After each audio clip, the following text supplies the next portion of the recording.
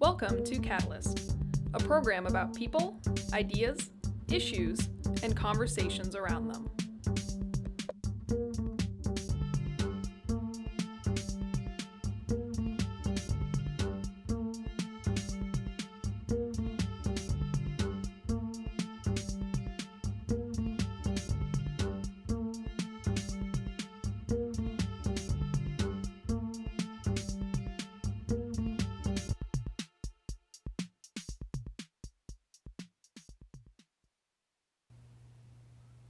Welcome to Catalyst. I'm Jess Wilson, and today I'm joined in the studio by Nitti Sachdeva. Nitti lives in South Burlington and is the owner of a business called Deva Naturals. She joins us today to talk about traditional Indian dresses called Saris, and will also tell us a bit more about Bindis. So thanks for being with us today, Nitti. Thanks for having me. And so let's begin by just hearing a little bit about you. What interests you in this? Why did you want to chat with us about this today, and your background? We moved from Ann Arbor, Michigan after I graduated with a master's degree from the University of Michigan, and ever since then I've been, we went to a show, a concert, and I was just questioned a whole lot about Indian culture, Indian clothes. People were most curious about the saris and the bindis. Everyone would say, what's that dot on their head? Or how do you tie such a long piece of cloth? So I figured, well, here's my opportunity, and Vermont has been more kind than I could ever imagine, and thanks for hosting me, and so that's why I'm here. Well, it's great to have you, and we were chatting a little bit before the show that it's amazing to have all this bright, beautiful color on what is a pretty dark and dreary February day. Yeah. Are saris always this vibrant and beautiful? Yeah, I would say they are beautiful and vibrant, but really depends, the color depends on your personal choice, depends on the fashion of the world. If blacks are in, then black saris are in. If gray is your black, then gray saris are your blacks. And if reds are your new black, then you'll have red saris as a black. So, and same goes with the blouses for the saris as well. Short sleeves, long sleeves, corsets, you name it. Now, saris are traditionally worn in India, but India is not the only country, and we were also chatting before the show that it sounds like you've lived all over the world, so Yeah. you've seen saris all over the world. Yeah. There are so many different kinds. India is a very interesting place. It's a big country, but what's most interesting is that with every region, there's a different way of tying a sari. I come from North India, or rather my roots are from North India, and so I do the traditional Punjabi North Indian sari tying style, which is most often worn publicly. Actually, these days you wear all kinds of saris publicly, but it is the most traditional way of sari tying, and that's what I'll be talking about and showing you guys today. And are there significance, to wearing a sari? In other words, is it a special occasion type of thing, or is it really dependent on, where you are in the world? I would imagine that if we were in India today, we'd be surrounded by women wearing saris, but that's certainly maybe not the case here in Vermont. Right.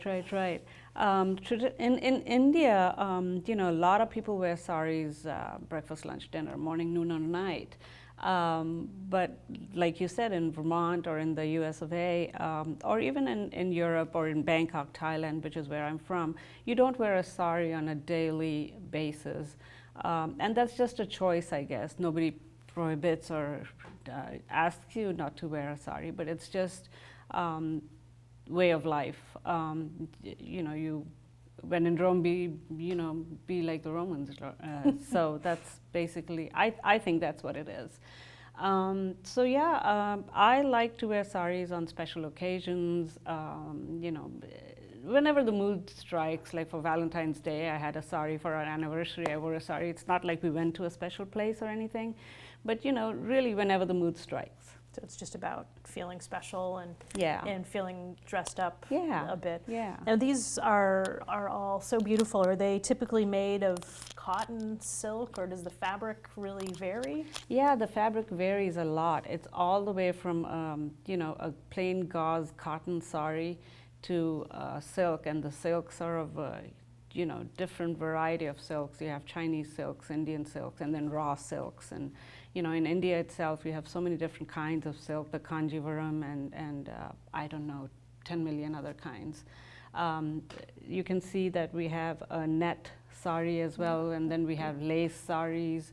They're made of chiffons and all kind of work done on them.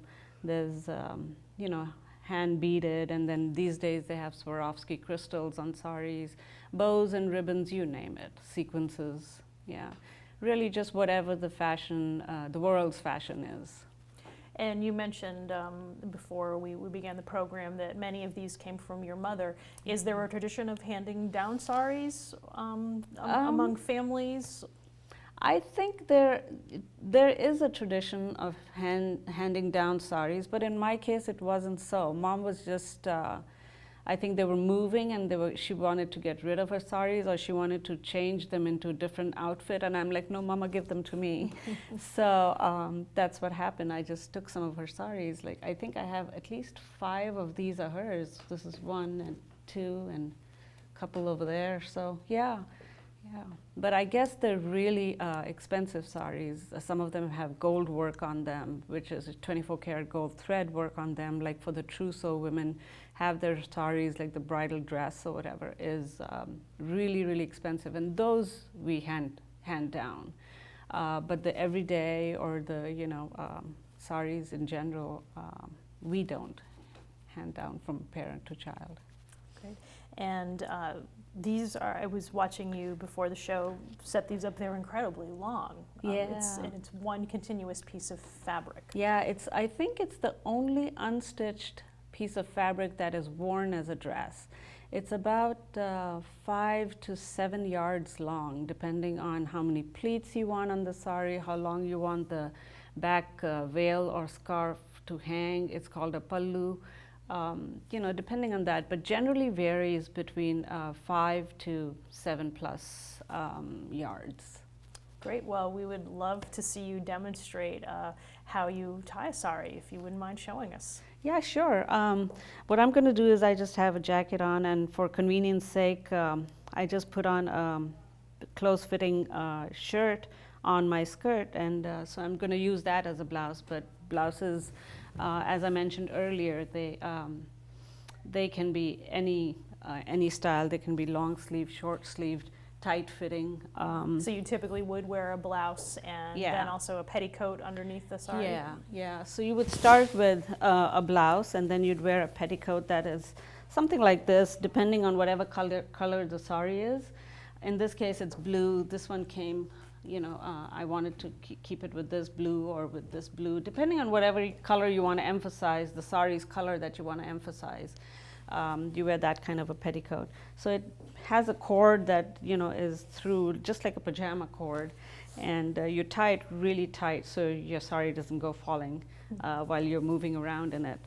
And typically it is form-fitting as well, so you don't, it doesn't look very bulky, because the sari, you have to drape it around, to keep it less bulky, I guess.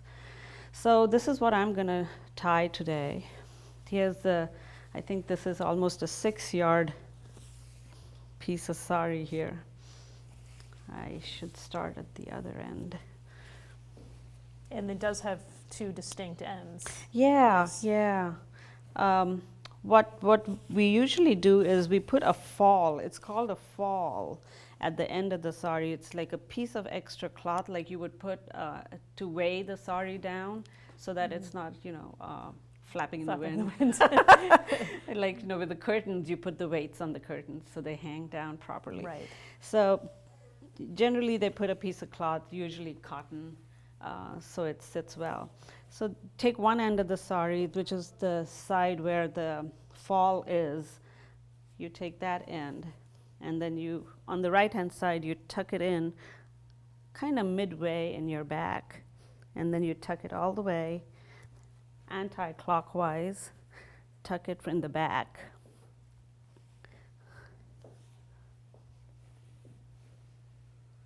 That is a lot of fabric to work with. Yeah. It's a beautiful tradition. I don't do it all the time, so I'm not that comfortable with them myself, but I thought it would be a good way to share with the community what it's all about. So anyways, you have one flap around. Once you wrap it around, and then you take the other end, and then you kind of crease or form your gathers, like that.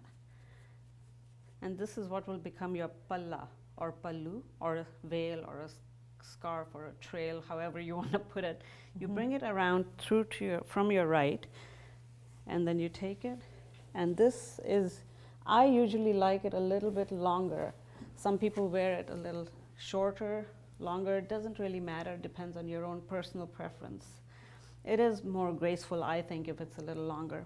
So then you take this extra piece of cloth, which is not in the pallu, and so I have all this piece here sitting. This is what I'm going to use to make the pleats.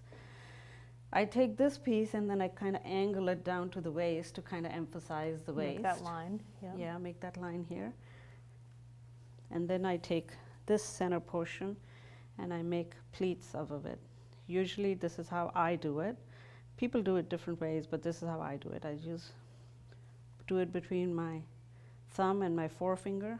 I make pleats like that, and then go like that.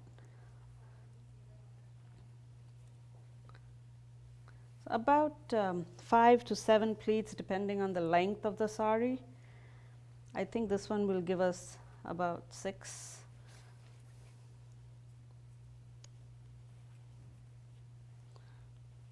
So here they are.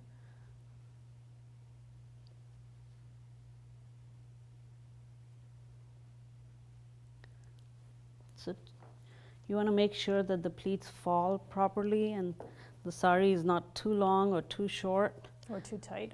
Or too tight, yeah. You need to be able to move. Yeah. So you go like that, and these are your pleats. You iron them or press them down. Usually the sari is ironed before you put it on. So you press it down, and it really does help to have a safety pin, a big safety pin, kind of put right in the beginning. So you can take them, and then right in the center of your belly, where the belly button is, you kind of push it down in your petticoat and fan the pleats out just a little bit. So you can, I often remember my mom even putting a pin right in the middle over here. Just to help hold the pleats. Yeah, yeah. So that's basically it, I guess. Then you just take this and then put it around your left shoulder. I like to keep it casual, so I just go like that and hold it like that. Very often I used to see my mother-in-law doing it, but she was very, very careful, and she was a teacher, school teacher, so they're very meticulous. She'd put a pin right here on her left shoulder, and then she'd take each part of each segment of this fabric, and then she'd form a pleat here. And slowly she'd have like 5 or 6 folds,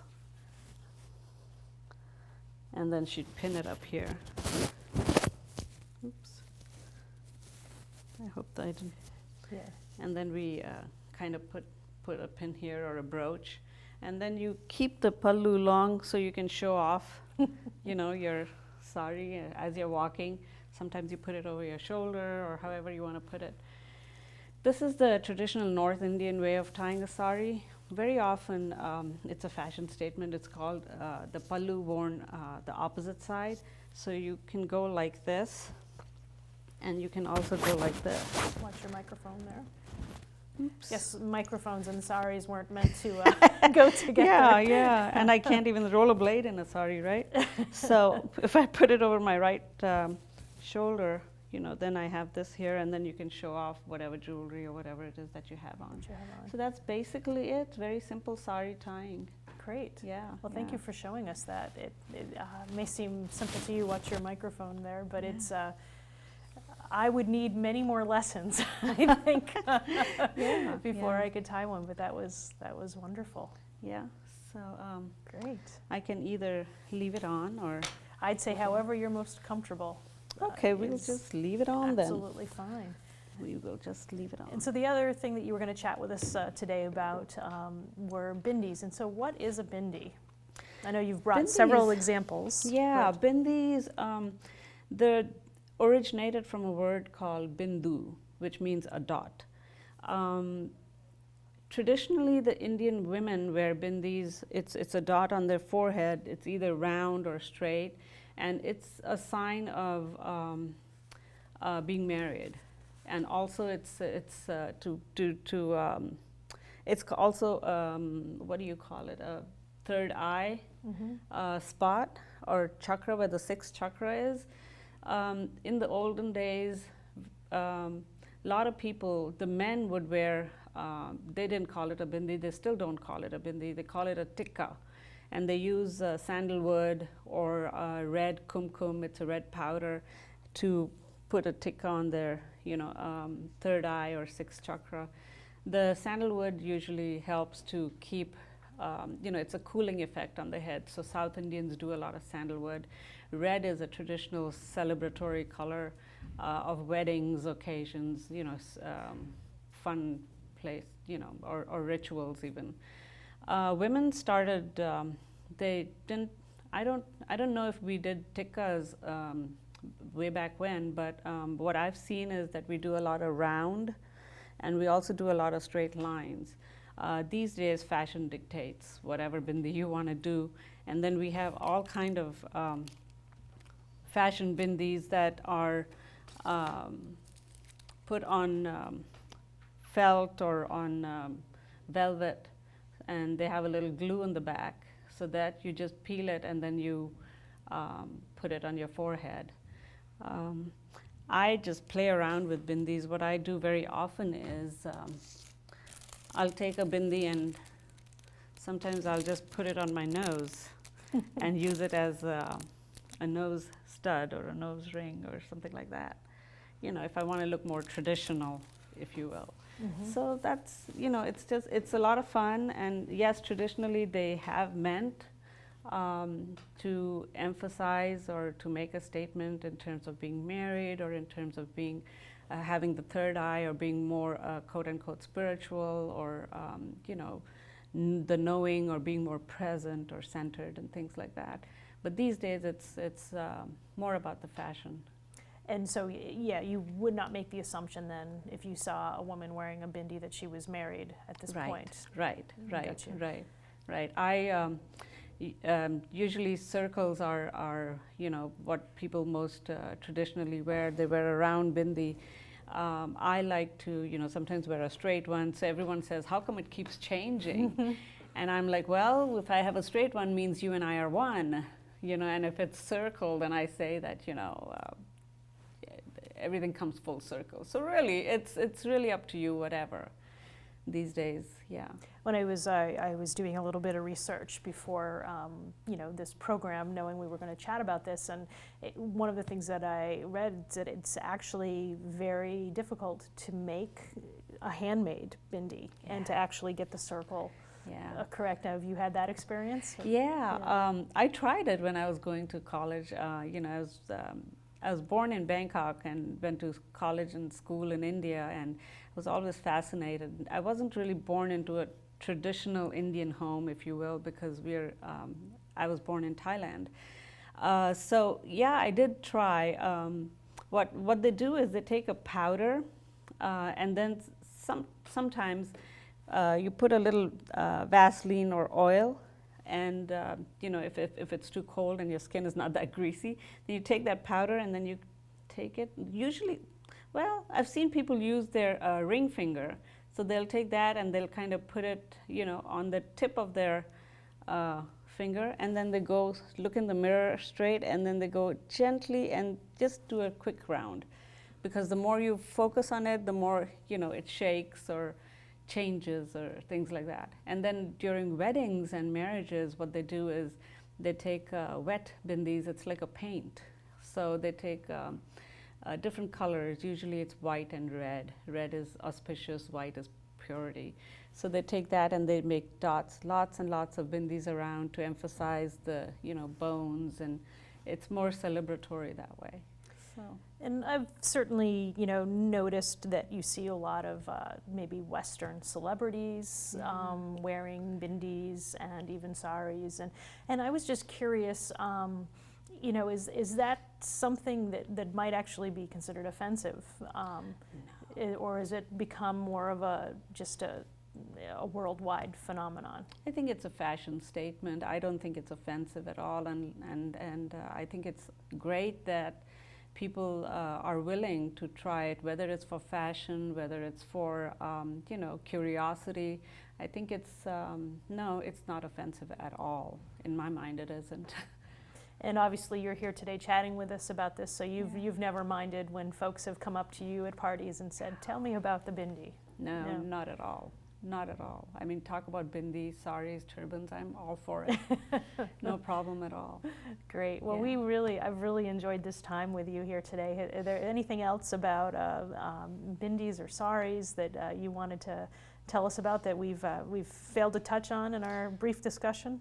No, I think the basics are covered, but I did want to show you some of that would be blouses. Great. Yes. The blouses can be, are usually small, about form-fitting, and then they can have, like in this case, this is the back, and that's the front. So it really depends on, the fashion of the world. Traditionally, they had long sleeves because women, in those days were more conservative. But then I have to eat my words again because South Indian women traditionally had only the front part of like a halter neck blouse, and the back was usually bare. So depends from region to region, how people want to dress. So that's basically it, about the blouses and the saris.